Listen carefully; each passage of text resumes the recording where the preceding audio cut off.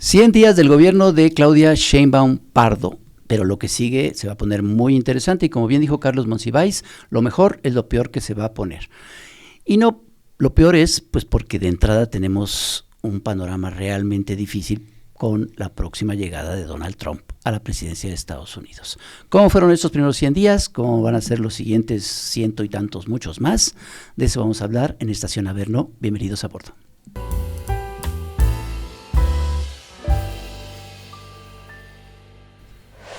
Pues ya estamos en Estación Averno, en esta nueva estación. Rapé, ¿cómo estás? Bien, ¿y tú? Muy bien. Aquí estamos. ¿Cómo te fueron los primeros 100 días de Claudia Sheinbaum? Maravillosa. ¿En serio? ¿A poco no? Tú porque eres peje zombie, o ahora que eres Claudia Zombie. Claudista. Fui al Zócalo. Yo no fui, me da mucha pena, pero no fui. No, sí estuvo sabrosa la cosa, estuvo lleno. Estuvo llenísimo, sí, ¿verdad? Sí, dicen que 350,000 personas. Pero yo sentí mucho más organizada la entrada y la salida del Zócalo, fíjate. Como que más qué bueno, porque ¿no? luego se pone pesadito. No, como que ya está bien aceitadita la entrada y la salida. Oye, y para platicar sobre los primeros 100 días, aunque originalmente era platicar de los primeros 100 días, pero ya pasaron como 6 más, y en esos 6 pasaron un chorro de cosas. Yo te quiero presentar a una muy buena amiga que invité para platicar sobre esto. ¿A quién? Que nos conocemos desde el 2011, ¿verdad? Santa y nos cachucha. Conocimos en Twitter. Mira. Cuando Twitter era bonito y se podía Todos conocer empezamos gente interesante, como es ahorita se Blue podía Sky. platicar, era bonito. Que es la doctora en antropología, Elisa Godínez. Ay, muchas gracias, esa Elisa. Presentación tan bonita, mucho Bienvenida gusto de a estar Estación aquí Averno. con ustedes. ¿Cómo estás? Muy bien, muy contenta, pues bueno, como bien dice Pepe aquí, va a estar intenso el asunto. Sí. Ha estado y se va a poner peor. ¿Cómo ves tú los primeros 100 días? Los primeros 100 días, a ver, yo creo que 100 días es una cosa simbólica, Sí. ¿no? Uh-huh. Todos los gobiernos desde hace varias décadas, digamos, lo hacen, y es una manera de medir, ¿no? Qué tanta efectividad, qué tanta, digamos, gobernabilidad, cómo se perfila. Es mucho como del estilo, ¿no? En esos 100 días Sí. se va a ver cuál va a ser el estilo de gobernar. Sí. Incluso usaban este concepto, Exacto. el estilo de gobernar. Exacto, el estilo. ¿Cuál va a ser el estilo de tal persona, no? Como qué tanta capacidad de gestión va a tener, qué tan efectivo va a ser, y claro, el estilo, ¿no? Entonces, bueno, eso es una costumbre que no es exclusiva de este país, ¿no? Se hace en general en los gobiernos, pero, pues, a ver, 100 días, los primeros 100 días equivalen a menos del 5% del periodo Claro. que va a gobernar alguien, ¿no? Claro. En menos 6 años en México, en otros lugares es menos, pero bueno, el punto es que entonces... Y en otros es mucho más. En otros es más, ¿no? Bueno, hablando de... pero bueno, el punto aquí es que ¿cómo podemos leer entonces esto, que es meramente simbólico? Yo creo que en el caso de Claudia, bueno, de la doctora Sheinbaum, la presidenta con A, ha hecho... Qué igualada. Ay, Sí, sí. Claudia, como sí que, ¿verdad? No, bueno, es Compañera una de manera lucha, como... sí. Sí, exacto, ¿Sí? llegamos todas, ¿no?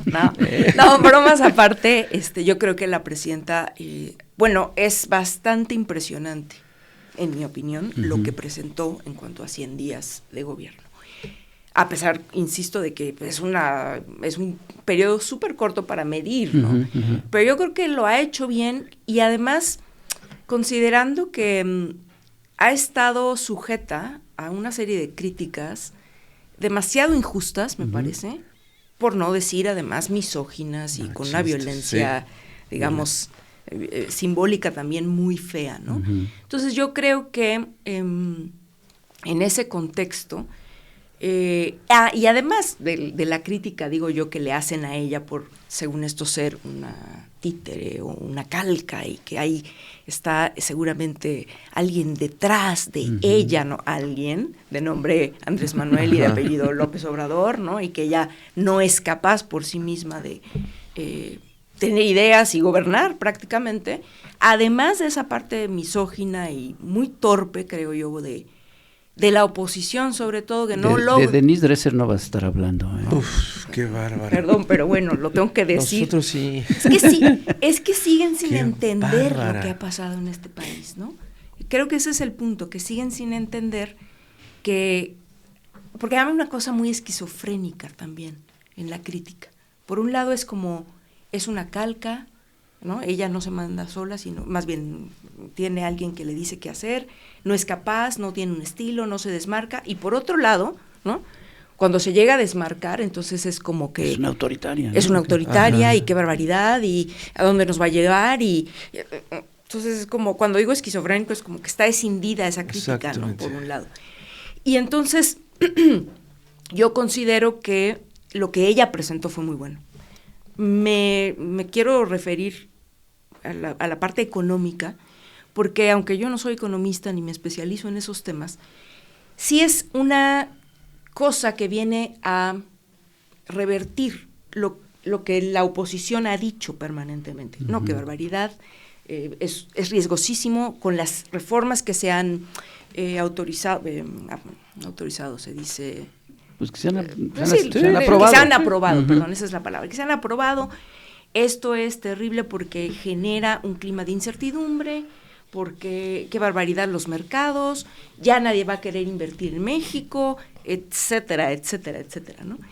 Y me parece que lo que ha mostrado, no solo es una capacidad que me parece buenísima, porque ahí es un estilo diferente, creo, de dialogar con los empresarios, con la clase empresarial. No digo que antes fuera malo, es simplemente diferente, ¿no? Y me parece que es importante porque creo que también la respuesta, por lo menos de los empresarios que van y están en eso, pues ha sido bastante positiva. No, Claudio X González en primera fila. Bueno, ahí tienes al papá del junior tóxico, ¿no? Que, bueno, pues no es la primera vez, pero ahora también, ¿no? Se subió al tren, pues, y bueno, entonces, ¿qué vemos digamos, en estos 100 días? Pues que ha habido cifras bastante alentadoras, igual que en el sexenio pasado, para los empresarios. O sea, no han perdido absolutamente al contrario. nada, Al contrario. ¿no? Al contrario, han ganado, ¿no? Y digamos, la realidad es que la inversión extranjera directa, por ejemplo, ha llegado ¿no? Desde el sexenio pasado, pero bueno, sigue.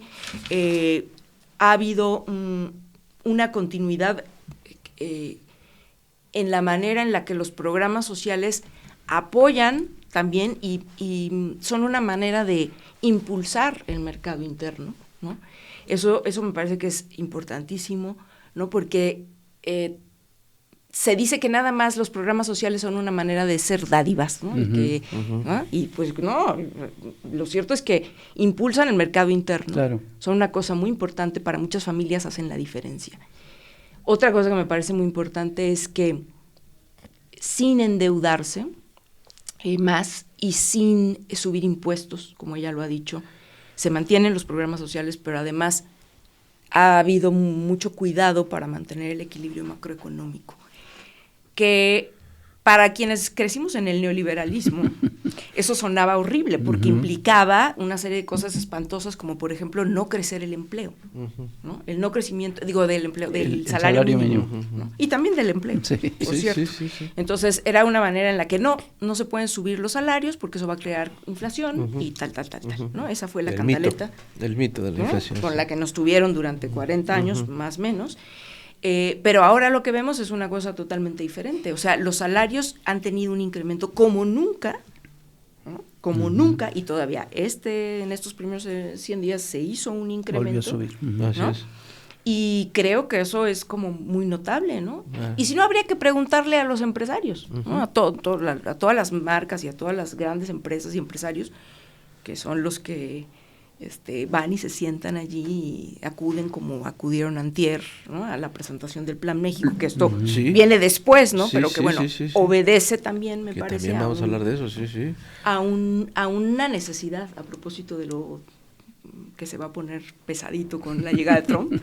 Pero bueno, ahí hay una estrategia, ¿no? Se ve que hay una cosa pensada y creo que habría que analizarla más adelante. Ese Plan México es con clara y llana dedicatoria a Donald Trump. ¿Qué te parece? ¿No? Y hay un consenso Que por además, los empresarios. Yo creo que es interesante también retomar el contenido de lo que se presentó el lunes, ¿no? Ajá. Yo creo que el hecho de que la presidenta prácticamente hablara de una estrategia de sustitución de importaciones, Sí. que también la han Sí. criticado por eso, ¿no? Que, Ajá, ay, que ajá. va a repetir como si Eso fuera no el funcionó. prismo y que no sé qué, ¿no? Ajá.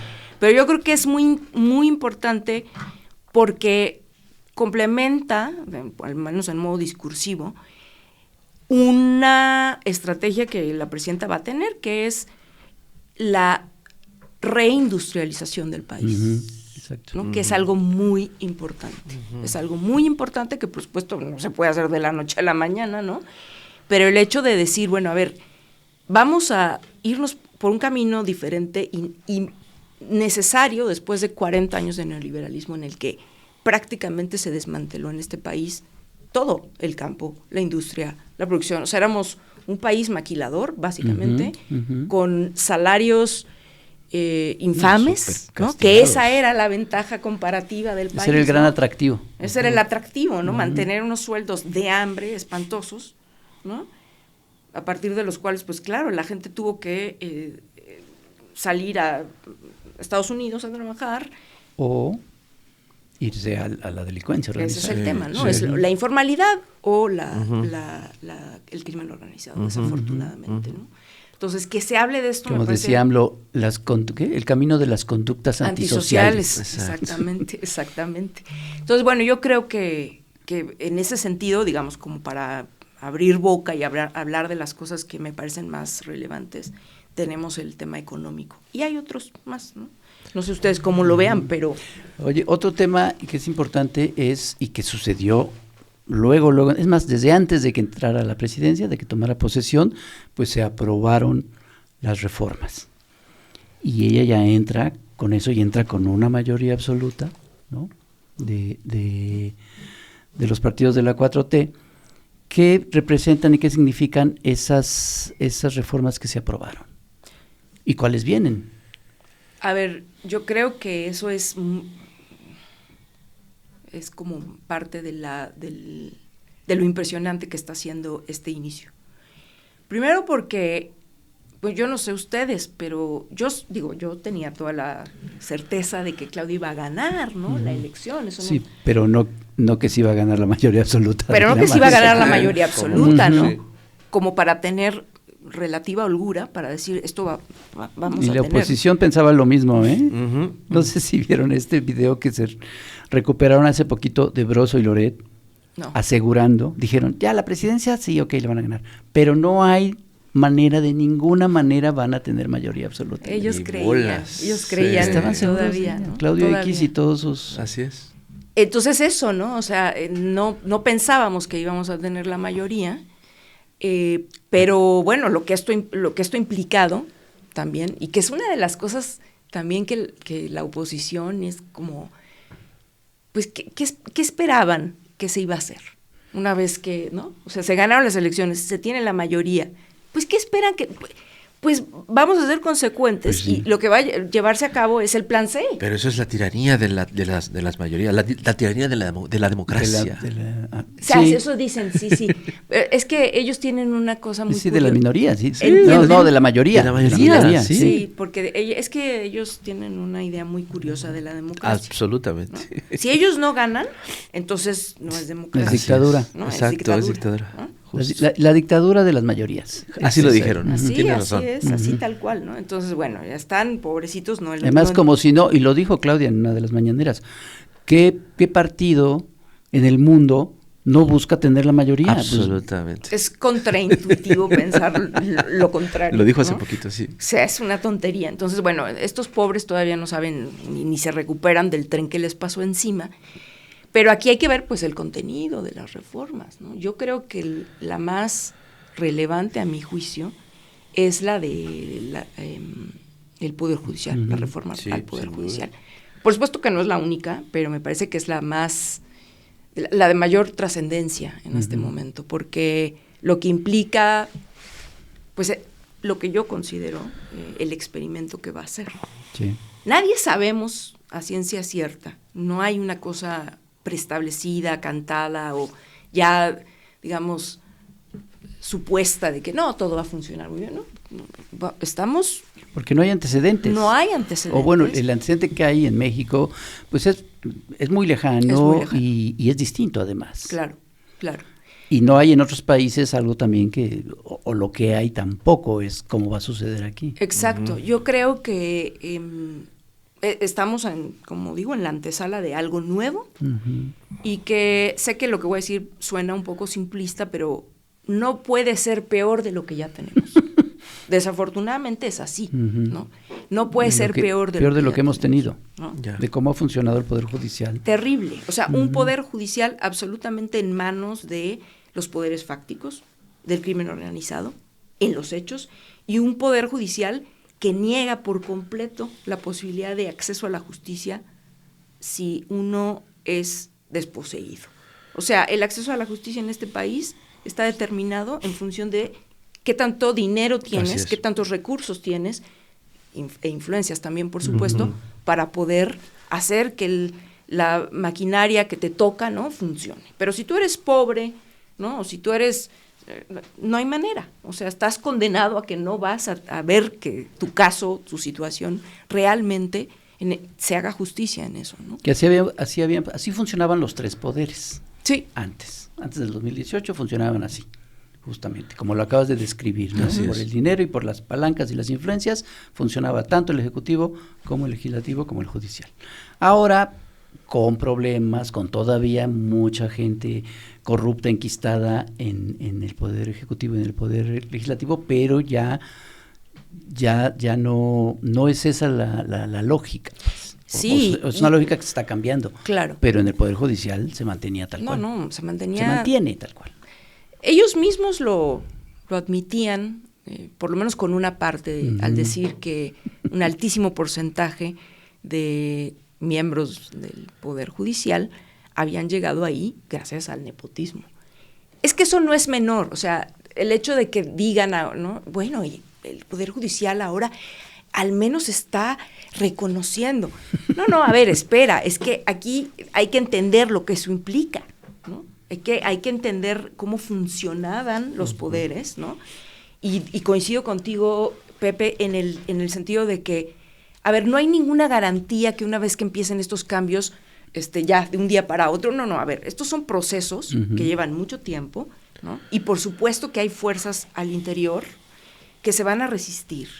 Y por supuesto que un régimen que está empezando, empezando en términos históricos, ¿no? Claro. Ya no es que esté empezando, pero que se pretende, digamos, de la transformación, pues se va a enfrentar lógicamente al hecho de que no hay suficientes cuadros, por ejemplo, y eso es un problema. Es un gran problema al que se ha enfrentado la 4T desde el principio. ¿No?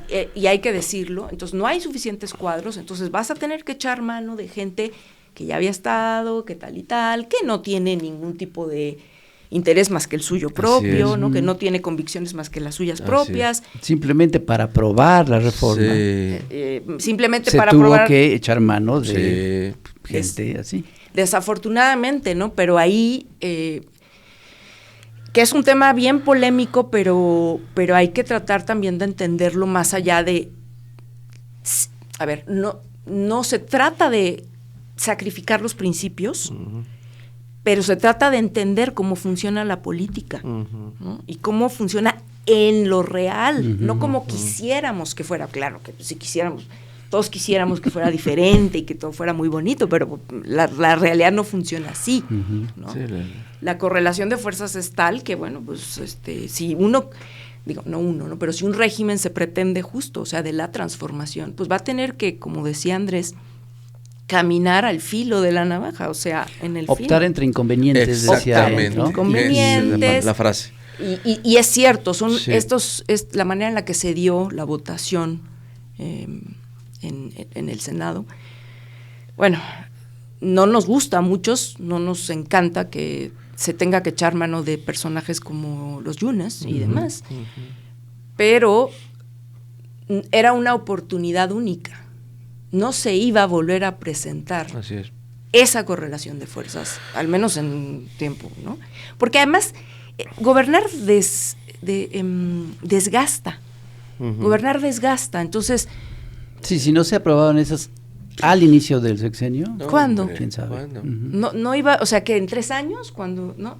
Digo, ojalá se tengan los mismos números que se tienen ahora de aprobación y lo que sea, qué maravilla. Pero la realidad nos dice que así no funciona, ¿no? Claro. Entonces, bueno, sí son este tipo de cosas que no nos encantan, pero que creo que, porque yo leo luego muchos compañeros que es así como, ¡qué barbaridad! Y entonces ahora están dejando entrar a todos los priistas y entonces no... A ver, yo creo que lo que yo ahí pienso es qué tanto también nosotros, como militantes o como simpatizantes y demás, nos callamos o nos autocensuramos o hacemos una cosa más inteligente, ¿no? Discusiones más inteligentes, exigencias más reales, ¿no? A nuestros respectivos gobiernos y no nada más decir, uy, qué barbaridad. Porque eso es la parte cómoda, ¿no? No se adecúa a mis principios, pues bueno, entonces peor para ellos, ¿no? Pues no. Hay que seguirle chambeando. ¿No? Además, como bien dices, la realidad ahí está, y la realidad además sigue avanzando y no puede uno ni ignorarla ni hacer nada. No, porque eso es yo creo que el no hacer nada, y sobre todo en particular sobre texto de mis principios me lo prohíben, pues es una manera de al final hacer una parte al trabajo de despolitizar, ¿no? Y de quedarte, como dices, o sea, sin hacer nada en una inactividad que al final acaba favoreciendo más a todo aquello que dices combatir, ¿no? Hay que entrarle y la historia ahí sí también nos enseña, creo, no solo en México, sino en otros países, que es a partir, digamos, de la participación real, no en este concepto de participación ciudadana tan llevado y traído en el tiempo neoliberal, ¿no? ¿Te acuerdas? Como que ya todo era la participación y todo, y la ciudadanización. No, hay que un poco ir mucho más allá de esos discursos neoliberales que hacían creer que ya con el hecho de ir a votar ya uno ya estaba cumpliendo. Es muy importante votar, sí. Pero tienes que involucrarte más. Y la defensa de los proyectos de transformación y los proyectos que están en favor de las mayorías, en favor de los desposeídos y no en favor de las élites y no en favor de los poderes fácticos, pues requieren que todos nosotros pues pongamos de nuestra parte, ¿verdad?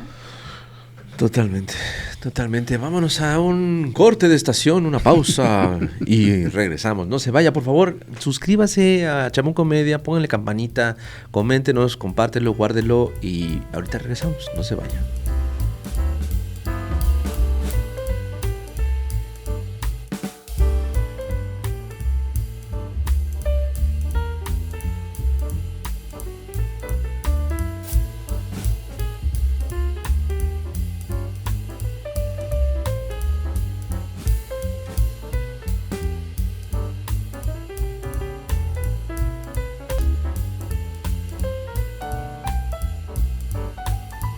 Y ya estamos de vuelta aquí en la estación Averno y estamos platicando con Pepe Hernández, mi compadre, mi colega, y con Elisa Godínez, doctora en antropología, a quien queremos mucho y estamos muy contentos de que estés aquí en estación Averno por primera vez y que esperamos que no sea la última. Y hay un tema que a todos nos tiene nerviosos en América Latina, en el mundo, y es la llegada el retorno de Donald Trump.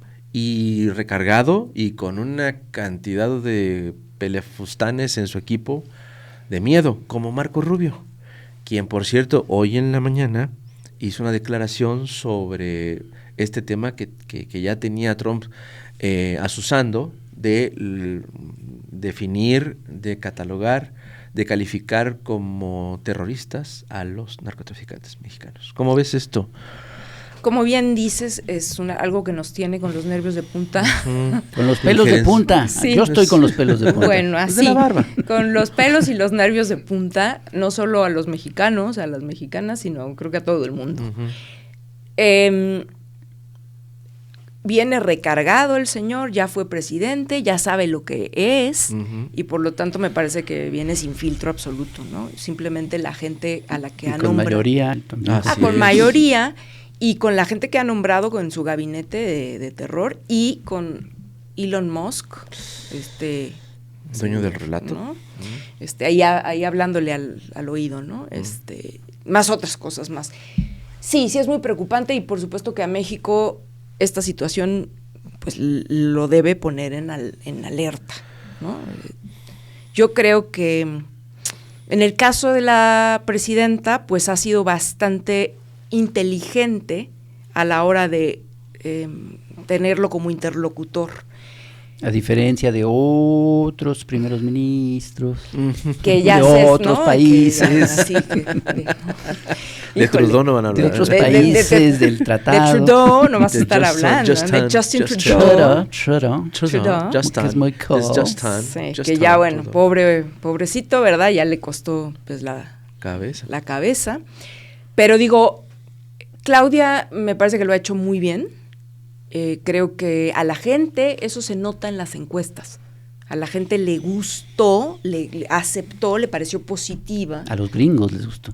Bueno, ese es otro tema, ¿eh? Está buenísimo porque ha habido mucho eco. Casi nunca, en Estados Unidos, romper un poco, ahora sí que el muro, incluso comunicacional, no son muy dados, son súper cerrados en sí mismos, no se enteran de lo que pasa no se fuera enteran de de Estados nada. Unidos. Entonces, sí ha habido un eco, eso es muy interesante también. Pero digo, a nivel doméstico, a la gente le ha parecido bien, muy aceptable la manera en la que ella ha enfrentado. Que no hizo lo de Trudeau, que fue a ponerse de tapete, ¿no? No se está peleando a lo tonto, me parece, más bien está siendo muy firme, ¿no? Muy decente, recordando que, bueno, que México ya ha tenido buena relación con él cuando fue presidente anteriormente, etcétera, ¿no? Pero sí muy clara de lo que no se va a aceptar, de ninguna manera. Yo creo que la carta que le escribió fue muy poderosa, fue muy buena. Esa fue la que empezó a tener mucho eco en Estados Unidos, en donde con datos, ¿no? Con pelos y señales, como se dice, le demostró, ¿no? Por ejemplo, cuál era el papel económico de nuestros paisanos, ¿no? Y paisanas allá, que... Lo volvió a decir ahora el domingo en el Zócalo, ¿no? De que sí, los migrantes mandan remesas, así es, ¿no? Pero la mayoría se queda allá Así y es. ayudan a la economía de México, pero sobre todo ayudan muchísimo a la economía de Estados Unidos. Sí, y me parece que fue ha sido muy elegante, ¿no? Muy diplomática, pero firme, en mostrar precisamente estas, yo diría, hipocresías del sistema norteamericano. Como lo del fentanilo, que también contesta diciendo, oye, ¿dónde están los narcos? La causa es las farmacéuticas estadounidenses. Sí. A mí me parece muy interesante que, aunque no lo dijo así, esta es mi interpretación, está poniendo sobre la mesa que tanto Estados Unidos como México tienen un problema en común. Ese problema en común es el consumo, bueno, la existencia y el consumo, o sea, el tráfico por un lado, producción, tráfico y el consumo de drogas, especialmente el fentanilo. Entonces, lejos de decir, no negar las circunstancias, bueno, no, a ver, ustedes les afecta de esta manera y a nosotros nos afecta de esta manera. Que además también ella pone el acento también en el tema del tráfico de armas, que ya se había puesto en el sexenio anterior. Pero el hecho de decir, a ver, en este problema común, ¿cómo le vamos a hacer? ¿No? Porque no puede ser que nosotros vayamos a cargar solamente con el problema, o que el problema se lea solamente desde la lógica de allá los terroristas, ¿no? El crimen organizado, los carteles son terroristas y por lo tanto nosotros vamos a tener que hacer una intervención porque, claro, México no puede, no está pudiendo. Eso es un argumento del México no puede, ¿no? Es un país muy débil o no puede o es corrupto. Todas estas es algo, por cierto, que no es nuevo. Históricamente, ¿no? El discurso de Estados Unidos para con su frontera sur, es decir, para nosotros siempre ha sido, México es un país débil, México no puede, ¿no? Tenemos que intervenir. Y los modos de intervención han sido diversos, ¿no? Y muchos, y bueno, ahora es escandalizante, pues, que digan que, como lo dijeron hace unas semanas, y vuelven a la carga con lo que dijo Marco Rubio ahora, ¿no? De decir, los carteles son terroristas, terroristas extranjeros, luego entonces, ¿no? Antes dijeron terroristas. Y Trump dijo, bueno, y eso implica que podemos hacer lo que queramos, y no dijo así, pero que vamos a, no sé, tener una intervención, por ejemplo, con drones o quirúrgica. O sea, eso dijeron hace unas semanas, y ahora ya le cambió, bueno, no le cambió, pero agregó el extranjeras. Todos esos discursos y esos dichos, México, y especialmente, digamos, la población en México, tenemos que entenderla y hacer nosotros, que estamos hablando en estos casos, cierta memoria, ¿no? Y recordar que esto ha sido todo el tiempo. Sí, así es. Nada más que ahora, con este señor en la presidencia, existe un riesgo todavía mayor. No quiere decir que los anteriores no intervinieran, no, porque el tipo de intervención además siempre es muy sofisticado, claro, ¿no? A pesar de que México, y es muy interesante para mí recordar el dato, que es, México no tiene una base militar. Digo, Estados Unidos no tiene una base militar en México. En comparación con muchos otros países de América Sí, Latina. así es. ¿Sí? Y eso que parece como, bueno, pues no es tan relevante. No, es que es sí, muy sí, relevante. Mucho, Si mucho. tú revisas la historia de Un México, cuartel ahí, sí. ¿no? Si tú revisas la historia de México y ves la cantidad de veces que Estados Unidos ha intervenido veladamente, ha hecho todo una estrategia para lograr que se meta. No hay porque era el patio trasero.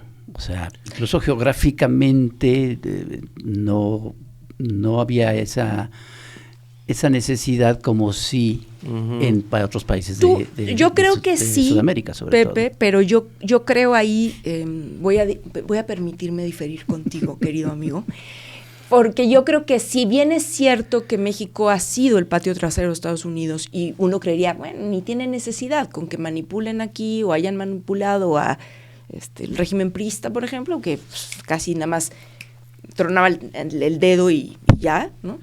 Yo creo que ha habido experiencias en la historia de México con algunos líderes muy grandes, muy notables que hemos tenido, que han impedido y han plantado cara, ¿no? En momentos en donde probablemente hubiera sido todavía más bochornosa la manera en la que México, el gobierno mexicano se ha plegado a los Estados Unidos. Yo creo que incluso el propio Andrés Manuel López Obrador, y me parece que ahora la presidenta Claudia Sheinbaum, digo, Claudia apenas le va a tocar la llegada, ¿no? Pero creo que han sido y van a ser presidentes que muestren esa altura. Sí, la respuesta que ha tenido México en la historia, sobre todo en el siglo XIX, a las invasiones y a los intentos de invasión de Estados Unidos, sí provocaron que la manera que pensaron los gobiernos estadounidenses de invadir fuera algo un poquito más sofisticado que una invasión tal cual, ¿no? Claro. Y por eso esta famosa frase sino este famoso discurso, no me acuerdo quién era el presidente, que decía, no es necesario invadir México con que dejemos que sus jóvenes estudiantes estudien en nuestras universidades, después ellos eventualmente llegarán a gobernar y van a hacer lo que nosotros queremos. ¿Y qué sucedió? Sí, tal cual, ¿no? tal cual. Así fue con el régimen neoliberal. Con los tecnócratas, así con los Chicago Boys. Así exactamente. Fue, ¿no? Y incluso ni siquiera, bueno, por un lado se fueron a estudiar allá y luego por otro lado se formaron centros educativos, yo digo centros de adiestramiento más bien, no voy a decir nombres, pero donde se formaron esa clase política, ¿no? Claro. Esa clase política entreguista, la verdad traidora, ¿no? Y que ha llevado a México a tener situaciones muy complicadas con Estados Unidos. No, bueno, la llegada de Felipe Calderón, cuando llega, y lo vimos en los cables de Wikileaks, donde decía, la posición de Felipe Calderón es extremadamente débil. Y entonces se hace todo un plan para echarle la mano Para al pobre, fortalecerlo. ¿no? Imagínate. Y Pero entonces ahí es donde de plano se les dejó hacer todo lo que quisieran, al grado de que el gobierno de Estados Unidos controlaba a la Secretaría de Marina. Así es. no, un verdadero escándalo. Y otra vez bajo, perdón que repita, pero bajo el mismo argumento, en este caso estamos hablando de Felipe Calderón, el breve, ¿no? pero lo cierto es que es el mismo argumento. México no puede, está muy débil, hay que ayudarle. Luego entonces, ¿no? Esa es la manera de intervenir, y entonces es meterse directamente a controlar la Secretaría de Marina, porque era, por cierto, la que era controlable. Exacto. Por la que tiene ahí, eso tendría que analizarse, ¿no? Cómo fue y por qué, y eventualmente por qué no fue el ejército. No sé, pero yo tengo la sospecha de que ya sé que el ejército no Pues tiene... el argumento, según los cables de Wikileaks, era que el ejército no era confiable y no obedecía. Pero ese no es confiable y no obedece, es lo que iba a decir. Creo que tiene que ver con... Ya sé que no es, aquí no hay, no digo ustedes en general, pues el ejército no se le quiere en este país por las razones, ¿no? Sí, que claro, ya sabemos. sí, históricas, sí. Pero lo que yo creo es que sí hay una parte del ejército que es, sobre todo el ejército posrevolucionario, precisamente, que es producto, ¿no?, de una revolución social, la primera en el siglo XX, ¿no? Y que mantiene o ha mantenido, Oye, por lo menos en algunos esa sectores. intervención del gobierno de Estados Unidos en el gobierno de Calderón sucede cuando el secretario de Seguridad es, ahora lo sabemos, sin ninguna duda, un narco, socio de uno de los cárteles más fuertes. Que es lo que le contestó Claudia a Trump, ¿no? Cuando dijo eso, ¿no? Yo creo que le informaron mal, porque ya no estamos en el gobierno de Calderón, ¿no? Yo creo que, y bueno, ahí te das cuenta de los niveles de penetración, ¿no?, del aparato norteamericano. Oye, una cosa que me apantalla es cómo es posible que se le dé esa autoridad a un personaje como Donald Trump, que es un delincuente declarado. Así es. Declarado culpable. Ya. ¿Cómo puede un presidente tener esa autoridad? Tú como ves, yo digo que es parte, claro, pero Sí me apantalla. a mí me impresiona Era como mucho. para que todos los demás presidentes, Pues sí, o sea, que levantaran la mano, a ver. pues sí, no lo pelaran, no sé, lo cuestionaran de alguna manera, pero no, nadie lo va a hacer. A mí me parece muy indicativo de la crisis en la que está profunda, en la que está metido Estados Unidos. O sea, yo creo que es un imperio, no deja de serlo. Pues sí, es que ese es tremendo. Lleva años con esa crisis, pero no deja de ser el país más poderoso. Pero cada vez más me parece que vemos más seguido estos síntomas de descomposición. No puede ser de otra manera, o sea, que un presidente que es un delincuente, juzgado y encontrado declarado culpable, sea presidente. Este silencio lo dijo todo. Es que es abrumador, o sea, como tú dices, y bien resalta Pepe, este imperio ya permite que un emperador tenga un delincuente. Eso a mí me da... sea un delincuente explícito. Declarado. Yo me preguntaría qué es lo que hace que la gente, ¿no?, norteamericana, es decir, el pueblo norteamericano o una parte del pueblo norteamericano, piense que eso es aceptable. O sea, ¿qué ocurrió antes? ¿Qué ha venido ocurriendo en sus vidas, en sus experiencias, las afectaciones que creo que es de lo que, bueno, no digo aquí, ¿no?, pero se entiende poco o se habla poco de cómo, sí, es un imperio, pero es un imperio en decadencia. Que la decadencia está durando mucho, pues sí, es cierto, la caída tal vez no nos toque verla, ¿no? Yo no lo sé, pero lo que es un hecho es que en Estados Unidos los niveles de pobreza... Sí, lo que se ve en las calles de Estados Unidos... Los homeless... Es impresionante. Más toda la, digamos, serie de... ¿Te cae que ese es el primer mundo? Políticas públicas, que es decir, por ejemplo, no existe un sistema de salud público. Lo que existe es un sistema de aseguradoras.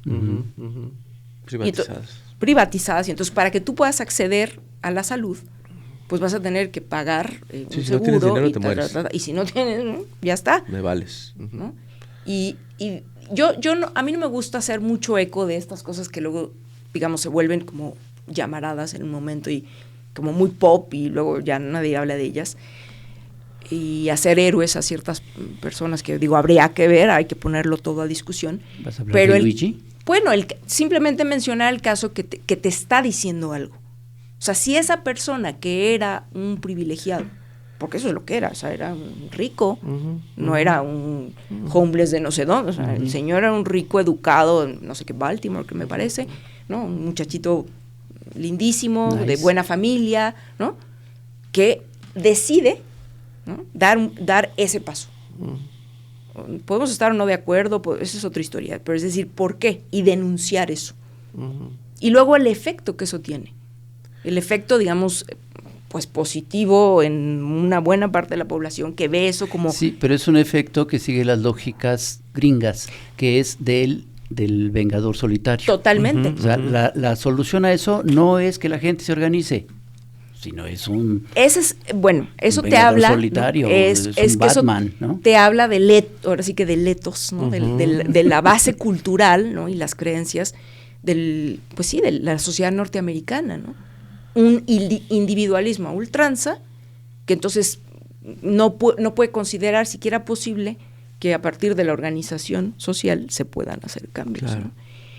Pero bueno, volviendo al tema de Trump y hablando de la organización, yo creo que vamos a ver en este periodo de Trump la posibilidad de que se organicen ciertos sectores de la sociedad norteamericana. Y especialmente estoy pensando en la población migrante. En los migrantes, sí. Como lo hicieron en el 2006. Muy probablemente. Y eso va a estar muy interesante. Hay otro tema que también es preocupante, a pesar de que lo dijo un comprobado mentiroso, en su columna de antier, no me acuerdo, de Salvador García Soto, sobre lo que dijo Zedillo y lo de la carpeta de investigación contra AMLO. Sí. ¿Qué opinas de eso? ¿Este Laufer ya viene? ¿Crees que viene en serio? Uy, qué pregunta. Yo que más quisiera que... A ver, me parece que es una estrategia más para la creación de consenso vía la prensa, digamos, norteamericana más renombrada, ¿no? Que es lo que empezó desde hace varios años con que el New York Times sacó esa información, ¿no?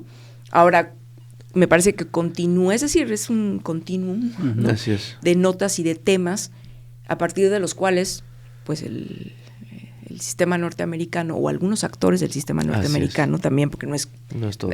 No se puede pensar homogéneamente, así no funciona la realidad, están interesados en que se cree esta especie, como se dice en el periodismo, ¿no? Es decir, mal o bien, seguro López Obrador estuvo metido. Seguro, ¿no? O sea, porque además, bueno, es el personaje favorito de todos los males de todos lados. Su villano favorito. ¿no? Su villano favorito. Entonces, yo sinceramente no me atrevería a hacer ningún pronóstico, ¿no?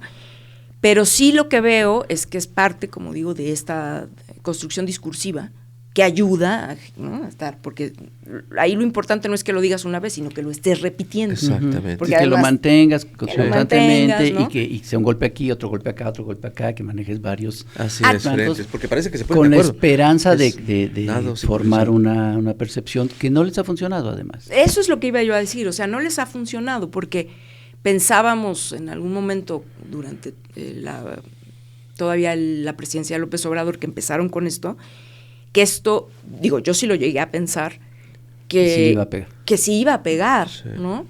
Porque además, digo, se ve que les costó bastante trabajo armarlo, porque ¿cómo le pegas a alguien, ¿no?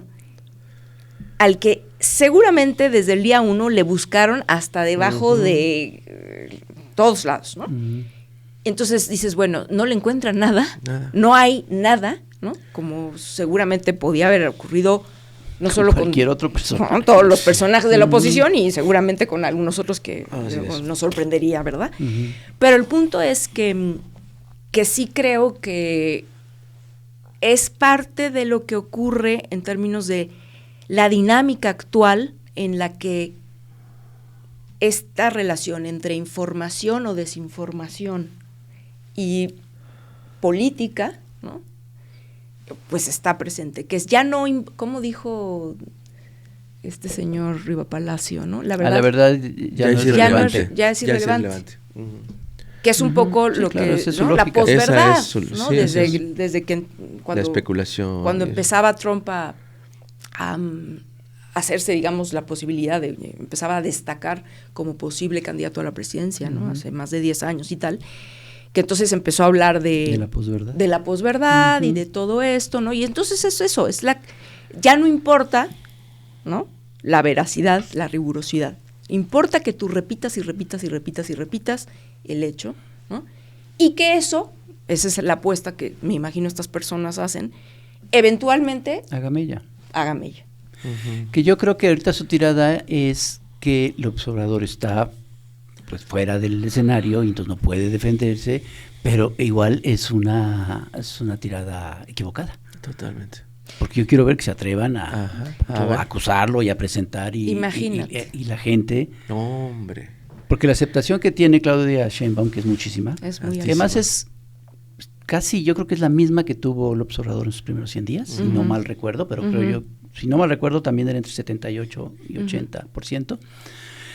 La que tenga Claudia Sheinbaum va a ser la que tenga López Obrador. ¿Qué es lo que no entienden? Estoy totalmente de acuerdo contigo. ¿Qué es lo que no creo que... No es que no entiendan, yo creo que se hacen mensos. Pues unos sí no entienden, ¿eh? Y otros sí son limitaditos, digamos, ¿no? Pero creo que el punto es que no se entiende que esto es un proyecto. Sí, no es cosa de una persona. No, es que Claudia tendría que cambiar, es que antes... No. O sea, es que esto es un proyecto. Que es lo que te digo, no sé si no acaban de entender, no sé si son tontos o... Y es un movimiento. Y es un movimiento que tiene... millones de personas. Una base social popular muy grande. Que va más allá de Morena. Yo creo que exacto, el instrumento partido, que aunque digan allá. Partido movimiento, todo esto, ¿no? No, esto es otra cosa, ¿no? Esto es otra cosa que... Digo, sería muy bonito analizarlo tal vez para otra ocasión, ¿no? Oye, pero ciertamente... Ya vamos cerrando, ¿no? Sí, ya vamos cerrando. Ya faltan 3 minutos. Pues, ¿tú cómo ves digo, sé que es una pregunta absurda, ¿cómo ves los próximos 6 años?